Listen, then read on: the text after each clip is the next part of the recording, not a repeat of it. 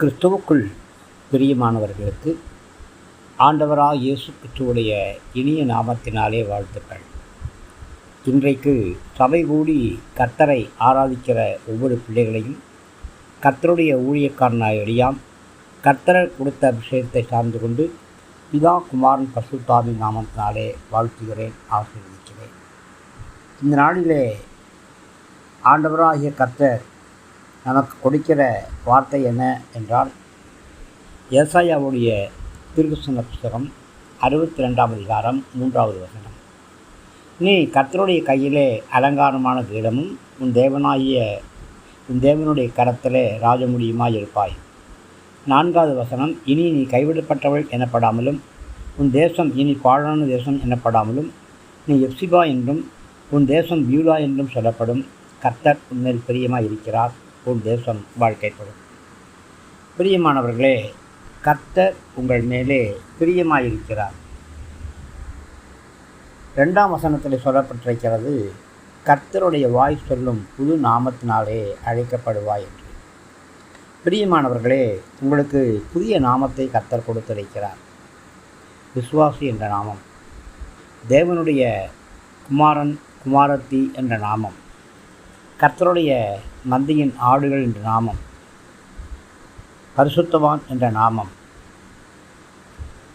ராஜ்யத்தின் புத்திரர்கள் என்ற நாமம் என்று பல நாமங்களை கர்த்தர் உங்களுக்கு கொடுத்திருக்கிறார். பிரியமானவர்களே, கர்த்தருடைய கையில் இருக்கிற அலங்காரமான கிரீடமாக, தேவனுடைய கரத்திலே இருக்கிற ராஜமுடியாக கர்த்தர் உங்களை தெரிந்து கொண்டிருக்கிறார். நீங்கள் தேவனுடைய சிரசிலே இருக்கக்கூடிய ராஜமுடி அல்ல. கர்த்தர் ஏற்கனவே கணம், மகிமை, வல்லமை பொருந்தினவர். நம்முடைய அலங்காரமான கிரீடத்தையும் ராஜமுடியும் அவருடைய சிரசிலே சூட்டினால்தான் அவருக்கு வல்லமையும் மகிமையும் உண்டாகும் என்ற எந்த ஒரு அவசியமும் கிடையாது. எப்பொழுதுமே கர்த்தர் சர்வ வல்லமை உள்ளவர், எப்பொழுதுமே கர்த்தர் மகிமை உள்ளவர்தான். நாம் தான் கர்த்தருடைய கரத்திலே அலங்காரமான கிரீடமாகவும் ராஜமுடியாகவும் காணப்படுகிறோம்.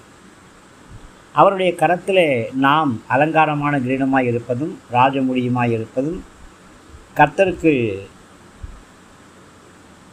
பிரியமுள்ளதாக இருக்கிறது. இது கர்த்தருக்கு மகிமையாகவும் அலங்காரமாகவும் இருக்கும். நம்முடைய காலங்கள் எல்லாம் கர்த்தருடைய கரத்திலே தான் இருக்கிறது. நம்முடைய மேன்மையும் கனமும் அவருடைய கரத்திலேயே இருக்கிறது. கர்த்தரே நம்முடைய மேன்மைக்கும் மகிமைக்கும் ஆளுகை செய்கிறார்.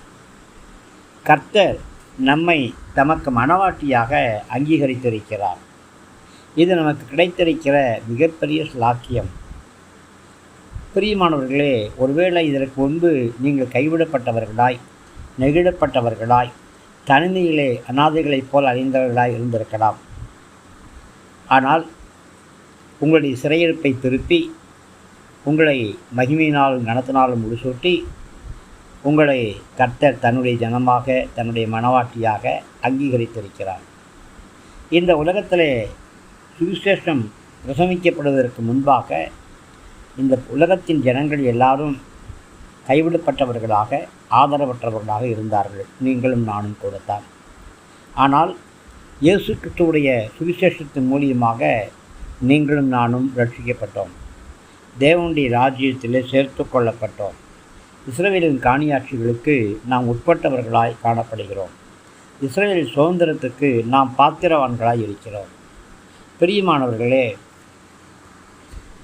எப்பொழுது கர்த்தருடைய கரத்திலே நாம் காணப்படுகிறோமோ அப்பொழுது நம்முடைய வேதனைகள், கவலைகள், துக்கங்கள், கண்ணீர்கள் இவையெல்லாம் மாறி போகிறது.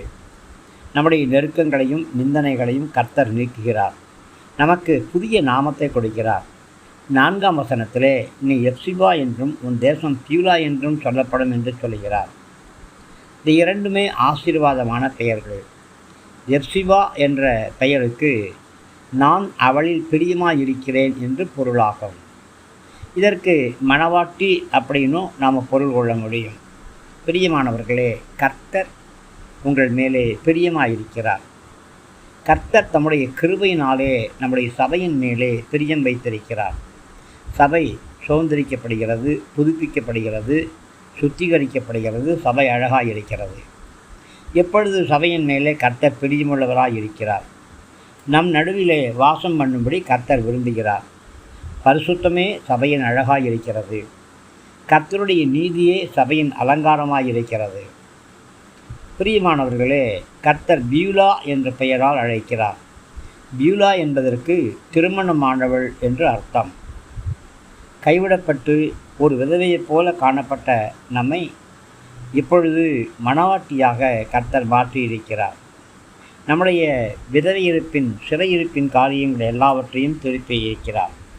பியூலா என்பதற்கு உன் தேசம் வாழ்க்கைப்படும் என்று அர்த்தம். பிரியமானவர்களே, கர்த்தர் உங்களையும் என்னையும் வாழ்க்கைப்பட வைத்திருக்கிறார். நல்ல வாழ்க்கையை கொடுத்திருக்கிறார். ஸ்தோத்திரம் உண்டாகட்டும். இதற்காக நாம் கர்த்தருக்கு நன்றி செலுத்த வேண்டும். இப்பொழுது நாம் கர்த்தருடைய கரத்திலே அலங்காரமான கிரீடமாக, தேவனுடைய கரத்திலே ராஜமுடியமாக இருக்கிறோம். கர்த்தர் நம்மை தமக்கென்று நியமித்து வைக்கிறார். அவருடைய வருகையின் நாள் வரைக்கும் இந்த நியமித்தலை, இந்த அழைப்பை, இந்த சுதந்திரத்தை, இந்த பரிபூர்ண அழகை நாம் பாதுகாத்து கொள்வோம். கிருபை நம்மோடு கூட இருக்கட்டும். ஆமேன், ஆமேன், ஆமேன்.